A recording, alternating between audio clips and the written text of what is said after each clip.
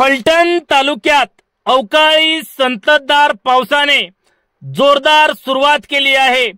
26 September रोजी रात्री उशिरा सुरू झालेला पाऊस अजूनही 27 सप्टेंबर रोजी सुरूच आहे।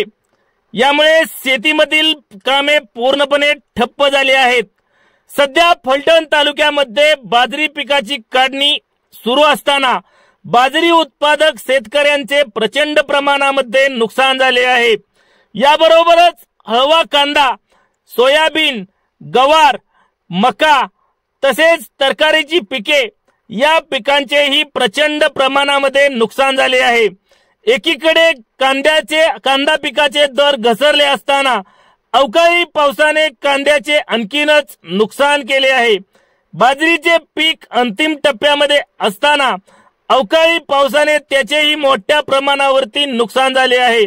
संततधार पावसामुळे दूध व्यवसाय व याच्यावरही परिणाम झाला असून अवकाळी संततधार पावसामुळे शेतकरी मात्र प्रचंड अडचणीत सापडला आहे।